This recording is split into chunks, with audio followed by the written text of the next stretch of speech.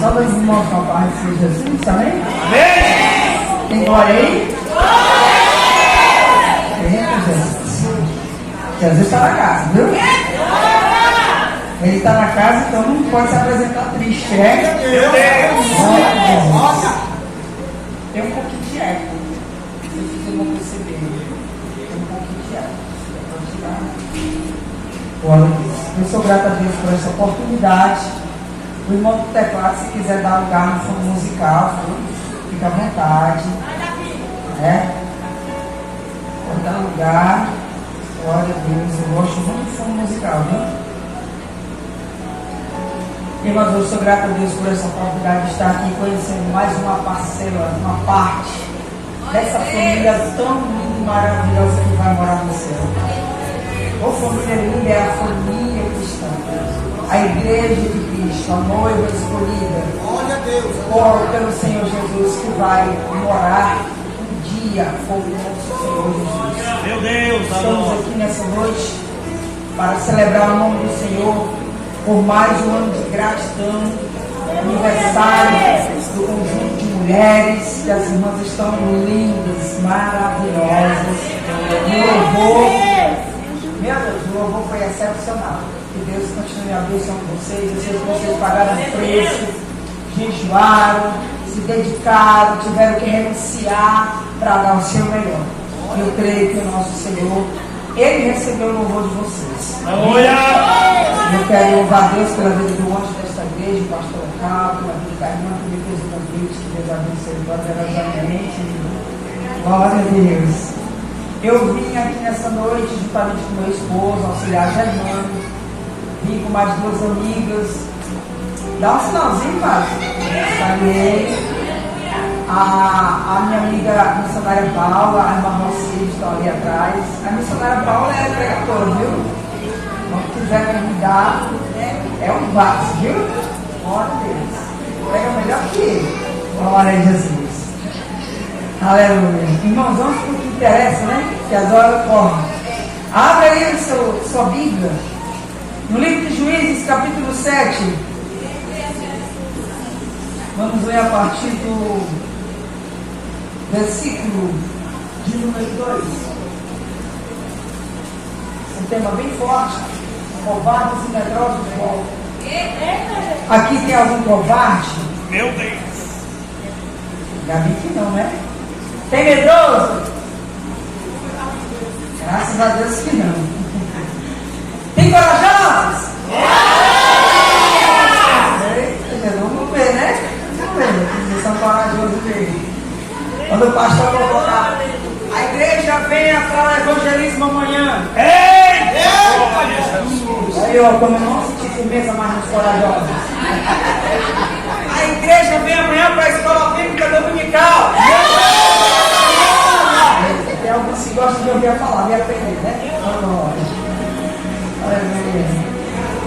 Todos encontraram? Juízes capítulo 7, versículo 2. Vamos ler a palavra do Senhor, diz assim: e disse o Senhor a Gideão: muito é o povo que está contigo, para eu dar os midianitas em sua mão, a fim de que Israel não se glorie contra mim, dizendo: a minha mão me livrou. Agora, pois, apregou aos ouvidos do povo, dizendo: quem for covarde e medroso, volte, retire-se apressadamente das montanhas de Gileade.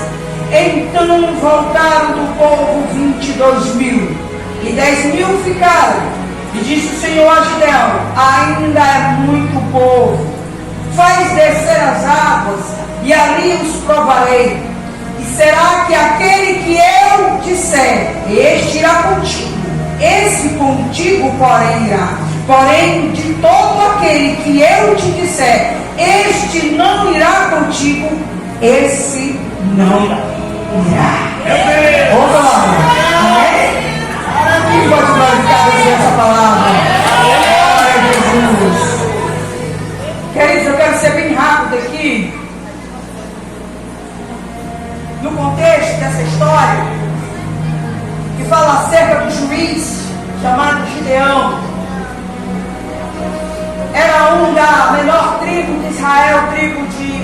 Finéias, que era o menor da casa de seu pai. A sua tribo, segundo ele, era a mais pobre e a menor de Israel. Meu Deus! E ele era o menor da casa de seu pai. Sim, meu Deus! Deus ainda usa o menor. Deus usa aquilo que é mais improvável. Esse é Deus! Aleluia!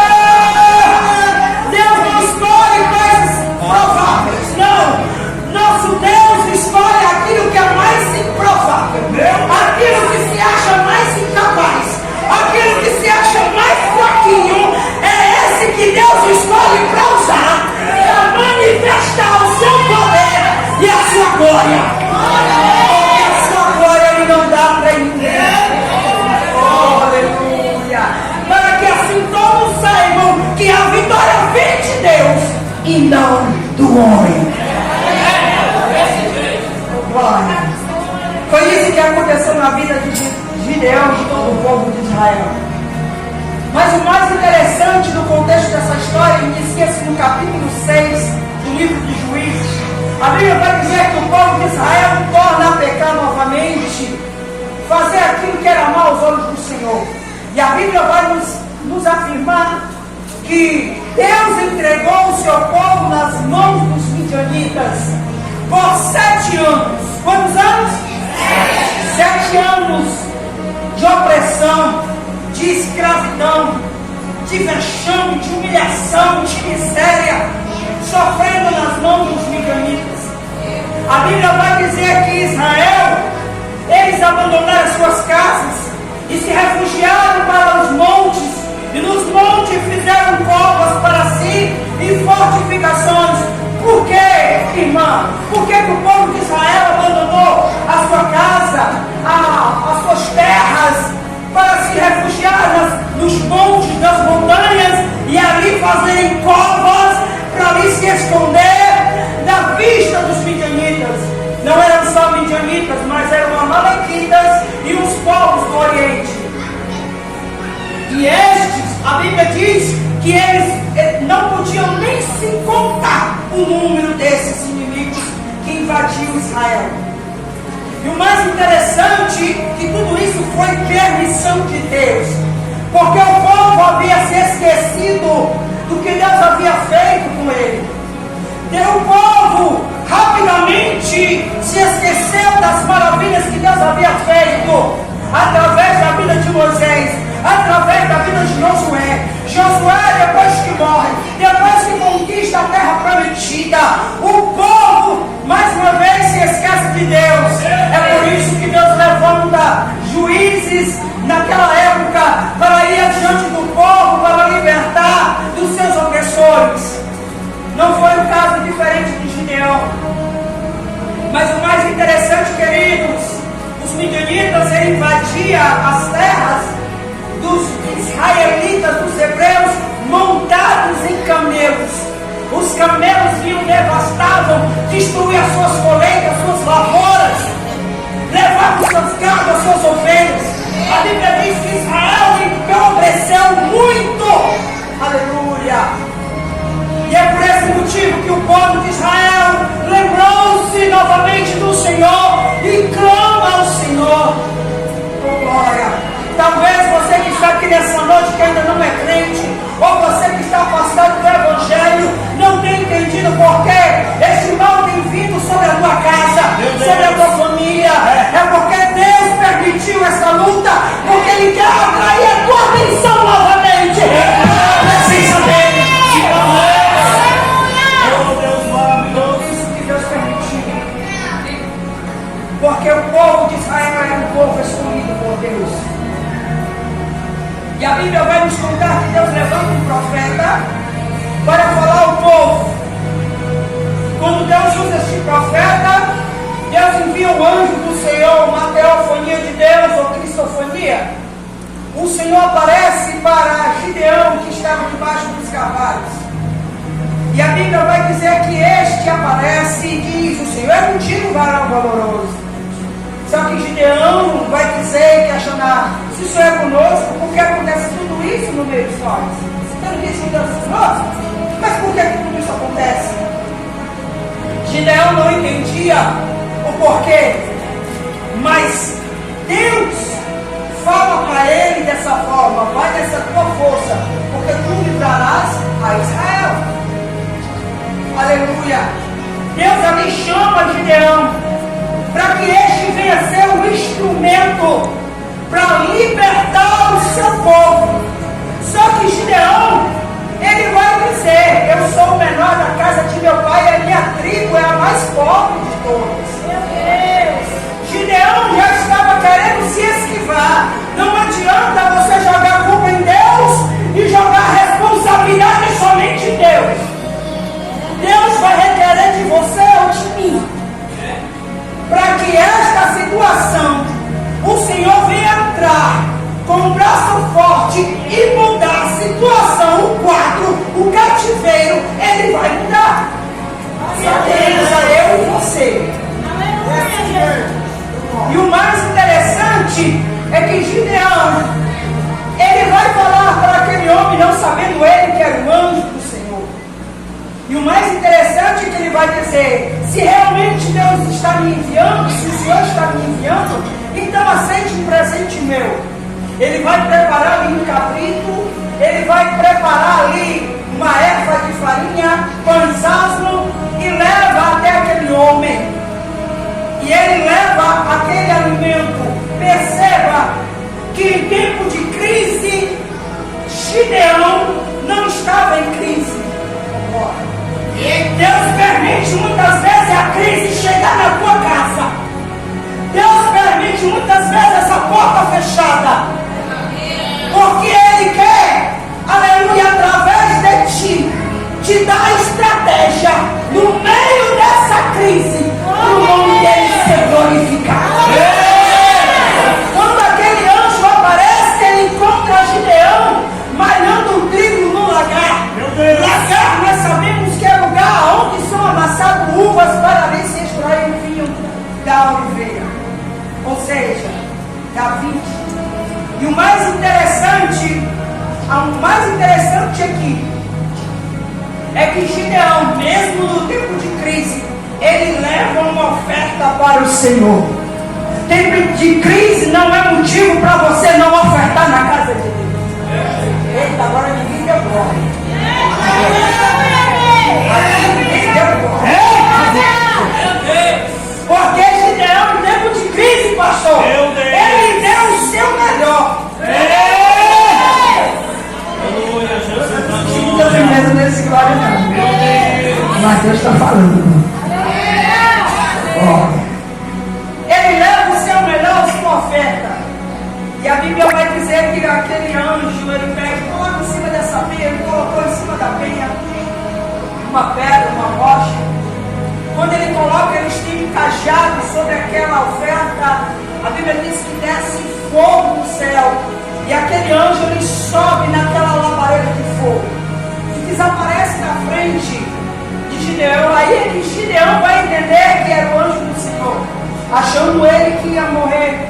Mas o Senhor disse para ele: tu não vai morrer, porque eu vou te usar. Aleluia. A Bíblia vai dizer que à noite o Senhor fala para Gideão: Gideão, tu me deste uma oferta, rapaz. Eu recebi a tua oferta. Agora tem um porém, Gideão. Eu vou te dizer o que eu quero, para eu poder te dar vitória contra os midianitas. Tu vai lá na casa de teu pai, Gideão, e tu vai derrubar esse altar de Baal que está edificado lá. Meu Deus! Tu vai queimar os postes de Azera. E tu não vai pegar o segundo boi do teu pai, aquele de 7 anos. Meu é verdade dessa glória! Eita, glória! Oh, Jesus maravilhoso! Tu vai fazer isso. E tu vai fazer, sabe o que mais? Tu vai edificar lá no alto do cume. Meu É num lugar bem alto, que é para todo Israel ver. E tu já vai matar esse boi para mim. Tu vai sacrificar ele para mim, Gideão. Gideão tremeu na paz. Irmão, a gente ofertar é uma coisa. Agora Deus chegar e dizer o que Ele quer você, Ei! aí é outra conversa. Ui! Meu Deus! No livro de Gênesis, a partir do capítulo 12, quando Deus chama Abraão, a gente vê Abraão levantando o altar e oferecendo sacrifício a Deus. Você vê ali Abraão oferecendo sempre sacrifício a Deus, nós recebemos. Mas quando chega no capítulo 22, Deus diz para Abraão: agora eu vou te dizer o que eu quero, Abraão. Me dá o teu Isaac, o teu único filho a quem tu amas.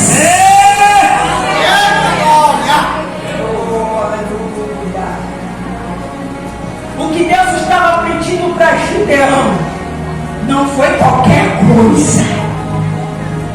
Sabe por quê, queridos? Porque antes de Deus tratar com os inimigos externos, Ele vai primeiro tratar com você internamente.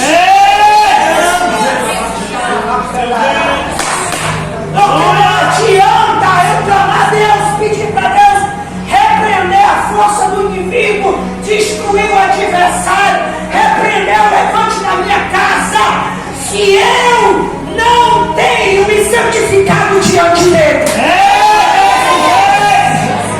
Deus primeiro Ele trata em você, para através de você Ele manifestar a sua glória.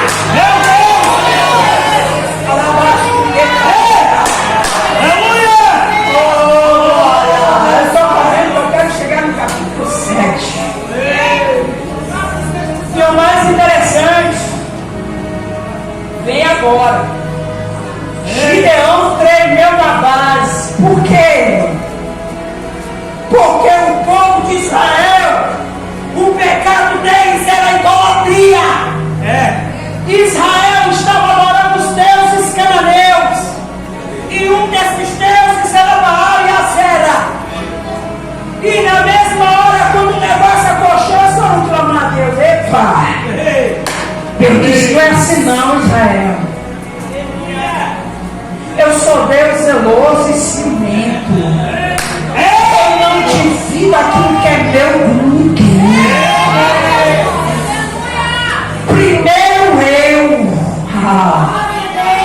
depois as outras coisas. Eu não divido aquilo que é meu para outros deuses com D minúsculo. Deus quer exclusividade. Não se pode amar dois senhores, ou há de amar um e aborrecer o outro. E o mais interessante dessa história é que Gideão tremeu tanto na base que ele disse consigo mesmo: eu não vou de dia não, eu vou de noite. Meu Deus! Ele estava com tanto medo, pastor. Meu Deus! Eu estou com medo, mas eu vou. Ei! Porque Deus disse que ia livrar. Deus disse que ia me usar, mas Ele está me dando uma condição. Tu quer vitória para a tua casa? Ei! Tu quer essa porta aberta? Aleluia! Tu quer que Deus entre com providência no teu ministério? Meu Deus! Deus está te dando uma condição hoje nessa noite. Só depende de você. Faça a primeira boa parte que Deus vai fazer a dele. Oh, glória! Aleluia! A Bíblia vai dizer que Gideão chama mais 10 homens e sai à noite. Está todo mundo dormindo, todo mundo dormindo ali de boa, tranquilo. Gideão vai lá, pega aquele barro, vou derrubar essa miséria agora. Pá. Derrubou por terra. O que significa o barro? Pecado de estimação. Mágoa de alguém que você não conseguiu perdoar. Feridas na alma. É o Baal que ainda está lá. Adora a Deus aqui na igreja. Meu Deus. Mas Deus não está na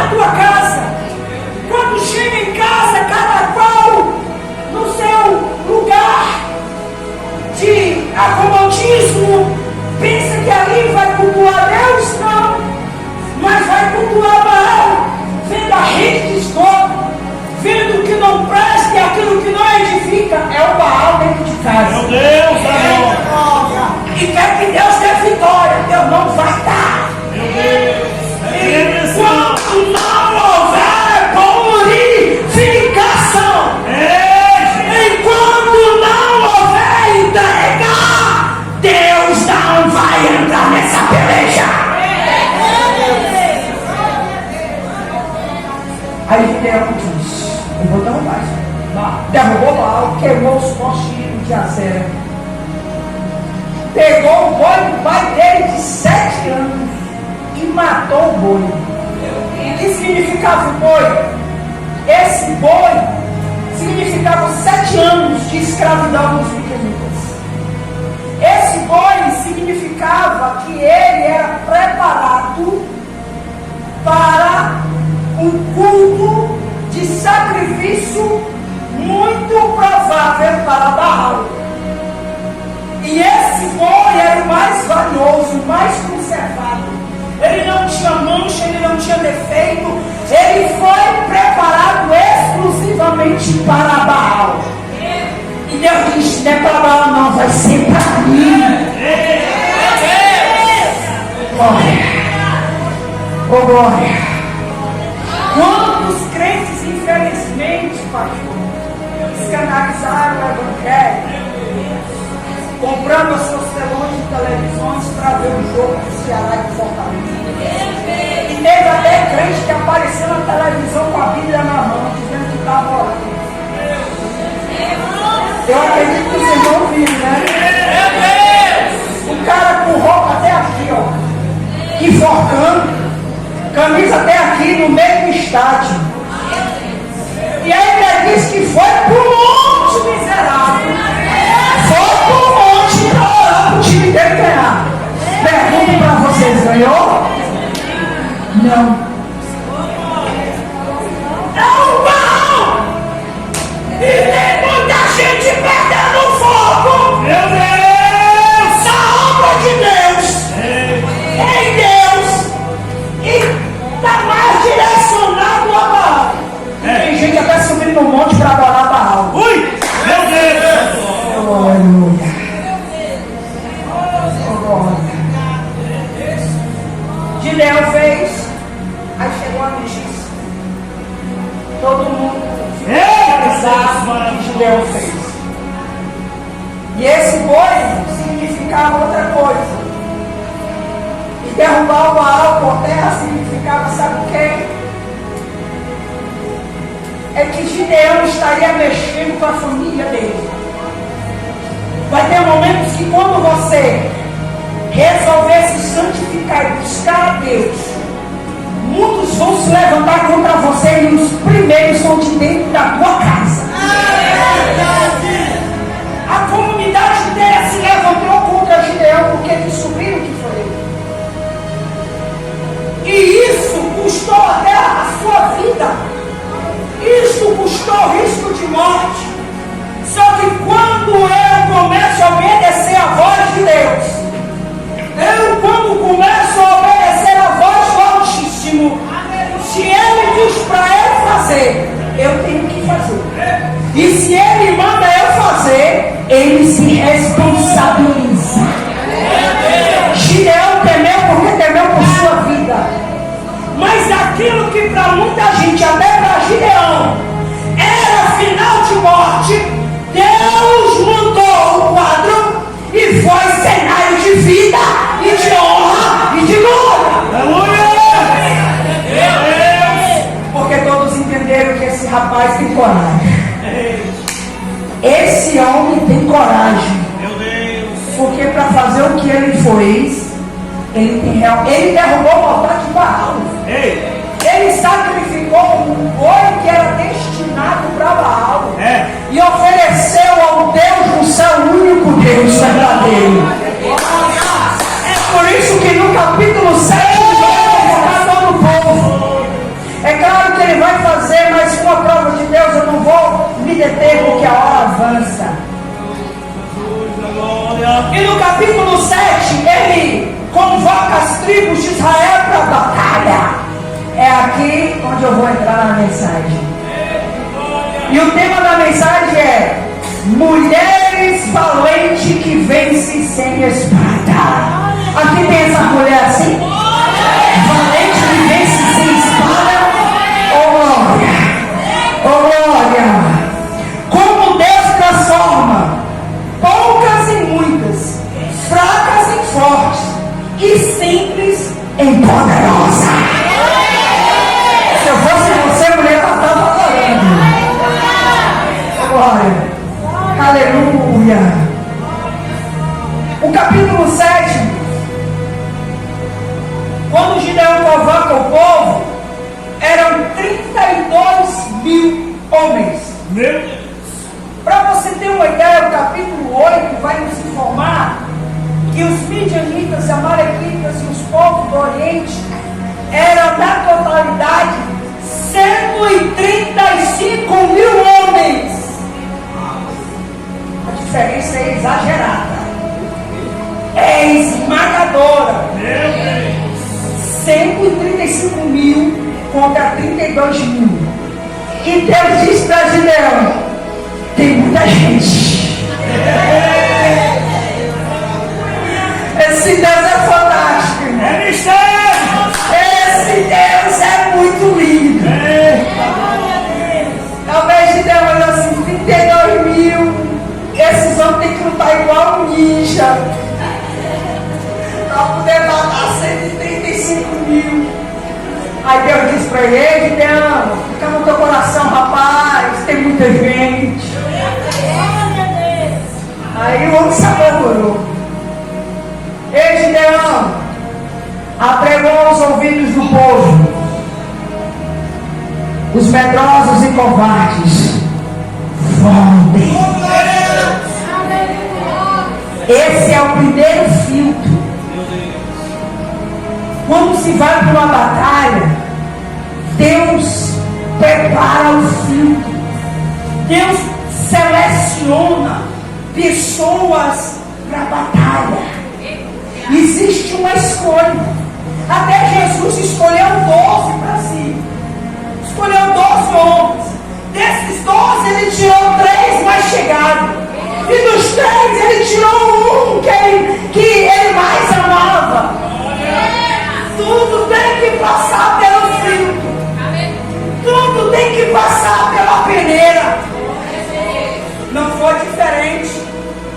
Deus usou 300 contra 135 mil.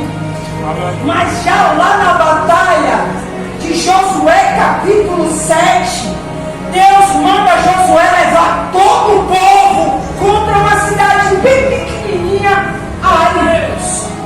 Por quê? Havia pecado lá em Israel de Acã. Sabemos muito bem, é claro. Só que Josué também subestimou aquele povo pequenino. Só mandou 3 mil homens. Passou vergonha. Meu Deus. E tem muito crente passando vergonha na batalha, porque vai despreparado. Não é Bíblia, não ora, não jejum, não se consagra e passa vergonha. Bem feito. Quem manda não ser crente de verdade, servo de verdade, é só para passar vergonha e humilhação diante do adversário. Quando esses homens voltam para Josué, a Josué vai rasgar as vestes juntamente com os anciãos, perguntando: Deus, por quê? Josué, tem pecado aí. Ei, meu irmão, onde tem pecado, Deus não opera.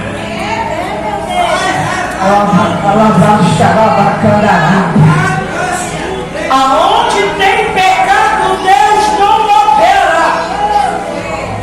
É preciso primeiro se purificar. Deus está batendo nessa terra.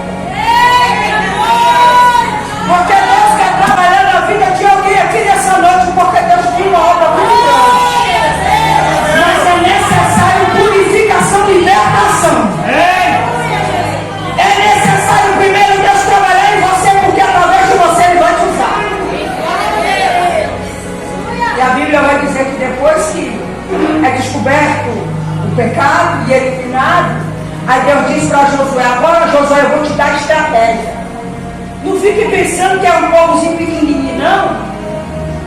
Leva toda a tua gente para uma cidade pequenininha. Deus mandou todo Israel a peleja. Mas para um montão, Deus só mandou 300. Jesus do céu, nossa Deus é Deus. Eu me apaixono toda vez que eu logo começo a ler a palavra.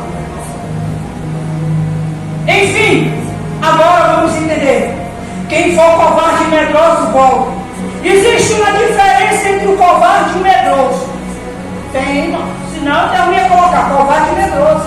Ah, irmão, tudo é a mesma coisa. Não, não é. O medroso sente medo, mas continua.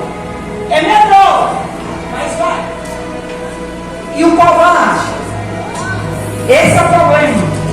O covarde deixa o medo de seguir por ele. É aquele que vai para a missão, mas abandona a missão. Esse é covarde. Por que Deus manda voltar os dois? É simples. O medo é contagioso. Irmão, se você for para o evangelismo e tiver um covarde, um medroso, se você for entrar no beco, numa viela, numa favela, numa boca quente, numa boca de frio, um medroso diz: irmão, vamos para ali, não. Irmão, misericórdia, irmão. Irmão, vigia, irmão, vamos não. A Bíblia diz: não tentará sobre Deus, irmão. Aí você diz assim: mas Jesus diz: ide pregar o evangelho a toda criatura. Não, não vamos não. O medroso ele contagia até aquele que tem coragem. É por isso que Deus manda voltar o covarde e medroso. Para quê? Para não atrapalhar a missão. Deus primeiro trata no interior, oh glória, antes da missão. E o mais interessante aqui, que se existe aqui no nosso meio mulheres medrosas ou covardes, Deus quer tratar com você nessa noite, porque Deus tem uma chamada na tua vida, mulher, para interceder, para clamar, para invadir os lares, levar as boas novas de salvação. É muito fácil chegar aqui no púlpito e pegar o microfone e pregar. É fácil demais. Eu quero ver você ir nos hospitais. Eu quero ver você entrar nas favelas e pregar o evangelho. Eu quero ver você levantar trabalho de oração por a vida de alguém, mas sem procurar ibope. Porque tem gente que faz trabalho de oração, sempre tem alguém ali filmando e botando nas redes sociais. Aqui estão as irmãs, canela de fogo, estão orando. Essas mulheres aqui, olha ali, Deus usando uma. Não, Deus não precisa disso não. Até a gente que vai dar cesta básica fica filmando. Meu Deus! A irmã pode até receber porque está precisando, mas você não vai receber nada de Deus. Ui! Meu Deus! A Bíblia diz: dá com a mão esquerda que a direita não saiba. É desse jeito!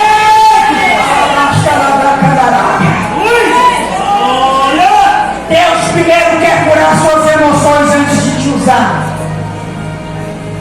Não é pecado sentir medo, é pecado deixar o medo te paralisar. Sentir medo é normal, isso faz parte da nossa humanidade, faz parte, é um sistema de defesa que nós temos. O medo, nós não podemos deixar esse medo nos tomar de conta do nosso ser. Mas quando nós sentirmos medo, devemos fazer como Josafá fez. Segundo Crônicas capítulo 20, versículo 3, vai dizer assim: vem contra Josafá uma grande multidão da além do Jordão. A Bíblia vai dizer que Josafá temeu. Temeu aqui significa teve medo. Mas só que o medo não paralisou Josafá. Ele pôs-se a buscar o Senhor e apregoou um jejum em todo Judá. Está com medo da luta, está com medo da batalha, bota o teu joelho no chão, apregoa um jejum, que Deus ele vai te fortalecer, os teus joelhos ele vai fortalecer, as tuas mãos ele vai te fortalecer e vai te usar.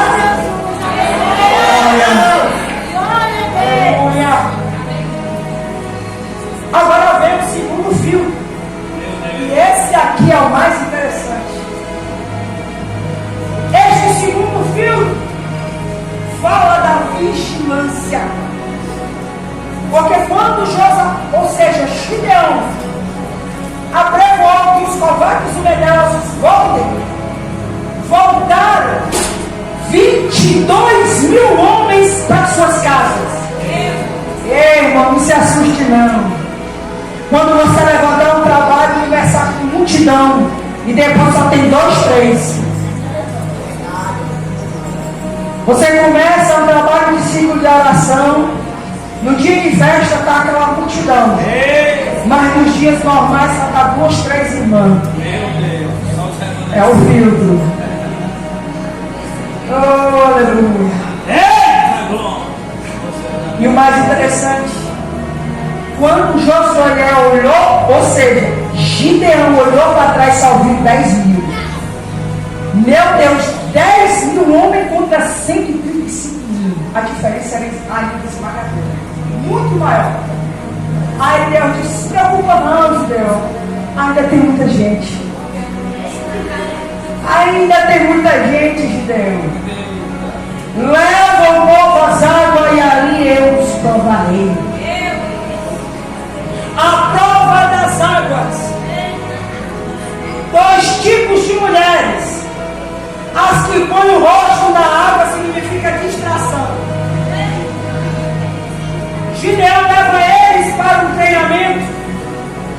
E chega um momento desse povo ir para as águas, beber, se refrescar. Aqueles que entravam na água e molhavam a cabeça e bebiam, esses daí foram despachados. Mas aqueles que entravam na água e levavam a mão à água, e a água a boca olhando para um lado, para o outro, para a direita, para a esquerda, para ver se não viam a flecha do inimigo. E só foram somente 300.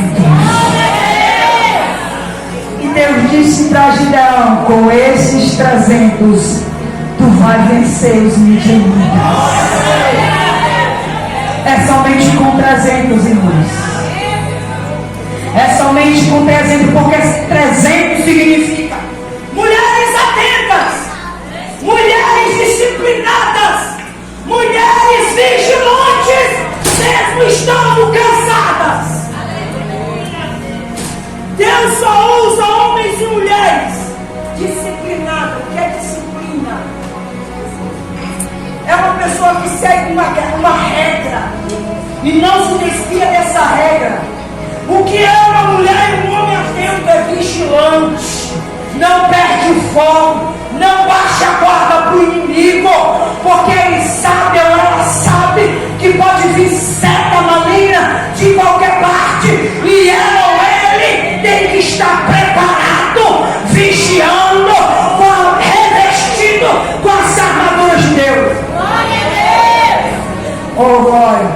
Deus busca mulheres que vigiam a sua família, a sua casa e o seu coração.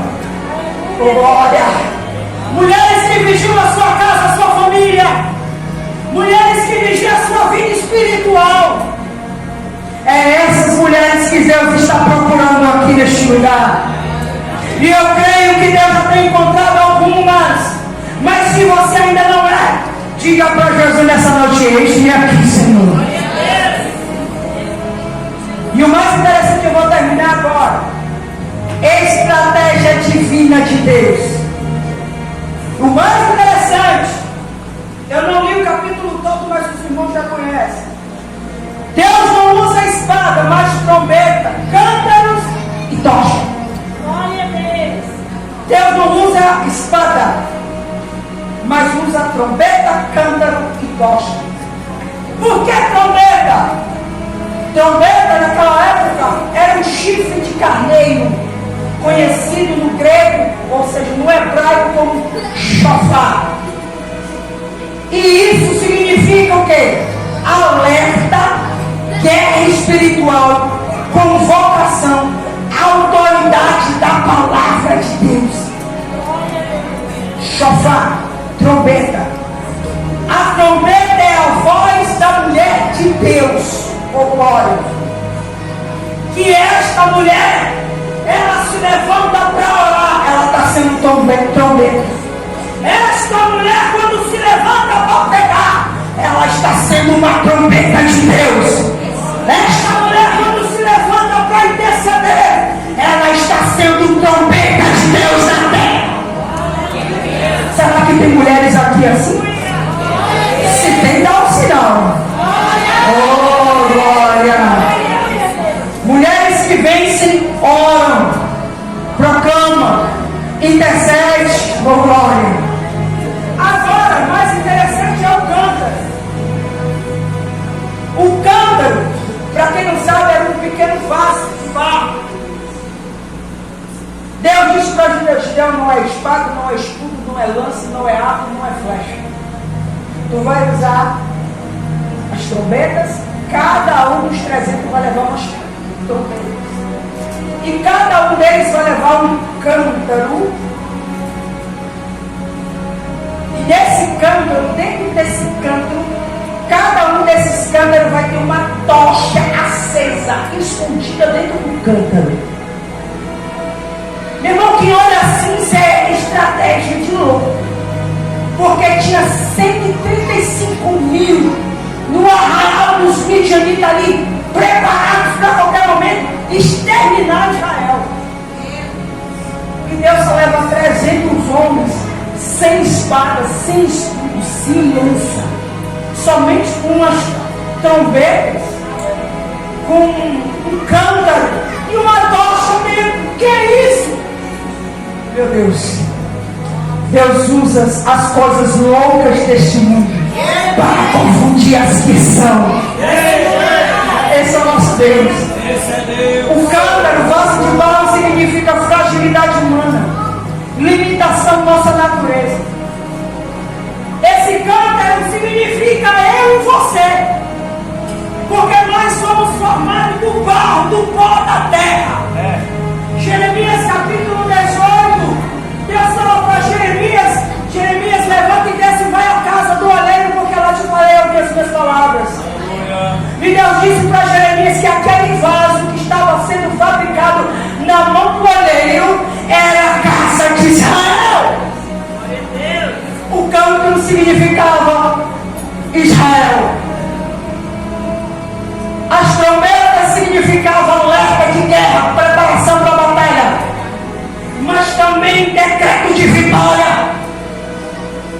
E tocha, a tocha dentro do cântaro significa luz de Deus, fogo do Espírito, dons escondidos dentro do vaso.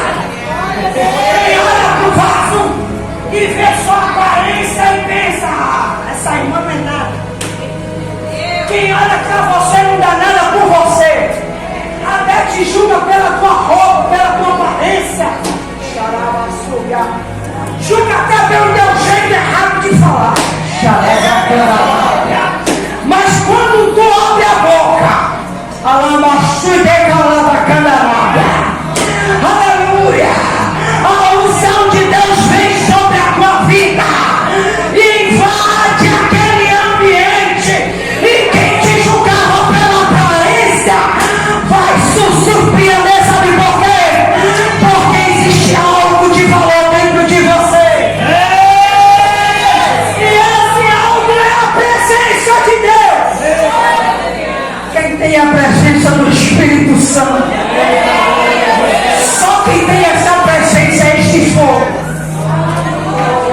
glória.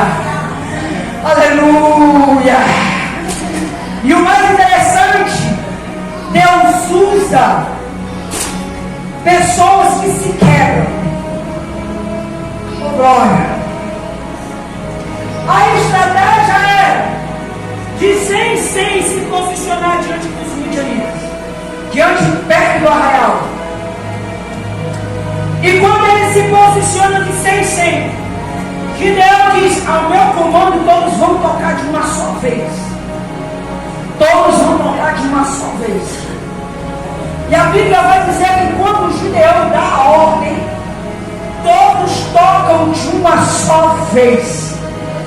E o mais interessante aqui, queridos, É que quando eles tocam de uma só vez, a Bíblia vai dizer que os midianitas, eles ficaram tão perturbados, tão desnorteados, que eles começaram a se autodestruir. Sabe o que Deus está dizendo nessa noite? Que o significado, pastor, deles tocarem aquelas trombetas, todos juntos de uma só vez, segundo a cultura deles significava, eles, no seu entendimento, os inimigos entenderam que eram 3.000, ou seja, 3 milhões de soldados israelitas que estavam ali posicionados. Isso confundiu eles, que eles se apavoraram. oh aleluia, oh glória. E o mais interessante, sabe por quê? O que significa tocarem junto? Significa unidade. Ei, Significa unidade. Oh glória. E sabe o que significa quebrar o cântaro? Porque quando eles tocaram as trombetas, eles quebraram o cântaro. Quando eles quebraram o cântaro, eles levantaram as tochas. E eles viram aquele brilho. Porque quando nós somos vasos e nos quebramos diante de Deus, quebramos e renunciamos o nosso ego, Aí a presença de Deus brilha, a presença do Espírito Santo aparece, e Deus aparece na minha vida e na tua vida. Deus quer te usar, a luz dele quer brilhar em você, mas é necessário eu e você se quebrar na presença dele. Oh, aleluia. E o mais interessante, queridos, o mais interessante é que eles tocaram junto, que significa unidade. uma trombeta só impressiona, mas 300 trombetas tocando ao mesmo tempo assombra o inferno. Tem gente, pastor, que quer impressionar, Mas não vai assustar ninguém. tem muita gente que quer impressionar com o seu talento, com a sua voz, Mas não vai assustar nem o diabo, muito menos o inferno. mas uma igreja que anda unida, sem fofoca, sem inveja, sem divisão, sem partidarismo, sem competição. Eu sou mais melhor que tu.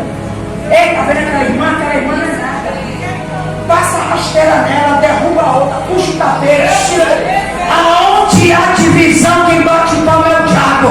Mas onde há unidade, mulheres, Obreiros, pastores, unidos, andando junto, não tem inferno que suporte. E a obra de Deus cresce. Oh, glória a Jesus. Ação, tocar junto significa sincronia, estratégia divina, de confusão ao inimigo. Quando as mulheres oram juntas, o inimigo treme. Unidade gera poder. quer o poder de Deus? Anda em unidade, Anda em união. oh glória. Mas tem muita gente que quer ser melhor que o outro. Tem muita gente que não quer saber disso, não quer ser melhor que o outro. meu Deus. Mas Deus não te chamou para ser melhor, nem para ser maior. Ele disse, Jesus falou, aquele que quer ser o maior, seja o menor. E aquele que quer ser servido, sirva o seu irmão. Oh, glória! Se você quer ser o maior, meu irmão, seja o menor. Seja o menor. Porque meu irmão usou a espada, porque a vitória não seria espiritual. É por isso que meu irmão usa espada, porque espada está falando da força do seu braço. Deus usa a trombeta, porque Deus está falando de sobrenatural.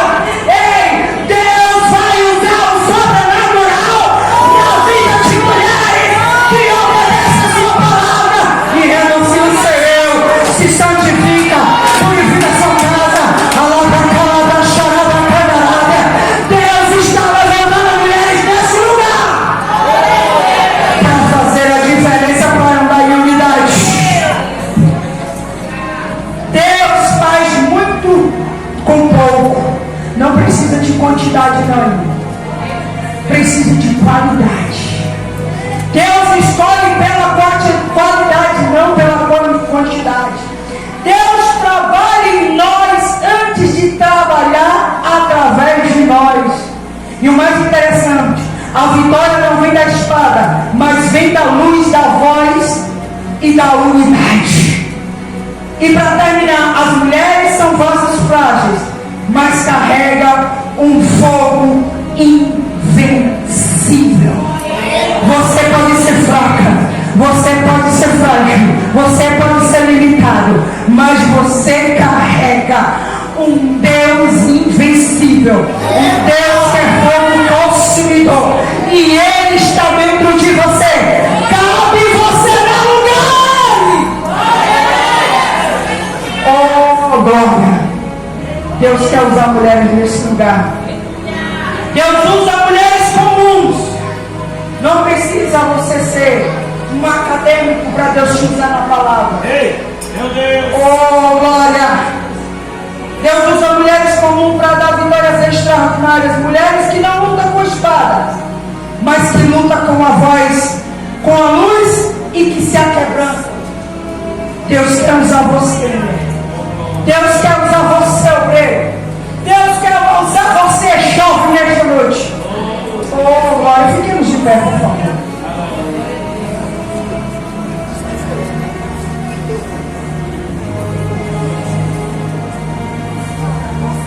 Nessa noite eu quero orar por pessoas que ouviram essa palavra e entenderam o chamado de Deus. Se você crê que Deus tem um chamado na tua vida, se você crê que Deus quer operar na tua vida mas tem algo dentro de você que precisa ser tratado, que nessa noite você possa levantar a sua voz, clamar ao Senhor e dizer: Senhor, eis-me aqui. Tira de mim tudo que não te louva, me lava no teu sangue, purifica minha alma, trata comigo, entra na minha casa, tira o altar de Baal. Aliás, quem tem que tirar o altar de Baal é você, não é Deus.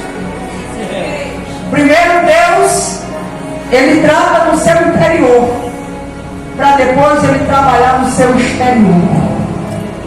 Se você está entendendo a mensagem, comece a adorar o Senhor nessa noite. Eu vou orar, porque as horas já se passaram. Maravilhoso Deus, eterno Pai. Obrigado, nessa noite o Senhor está aqui, a tua igreja, o teu povo. Meu Deus, o teu povo que ouviu a tua palavra. Pai querido, nessa noite, trabalha na vida de cada um no interior. Senhor, tira tudo aquilo que não te louva, que não te agrada, para que essa pessoa, esse irmão, essa irmã, possa ter uma atitude assim como Gideão. Primeiro fazer a limpeza dentro da sua casa, no seu interior, na sua vida espiritual, se purificando, se santificando,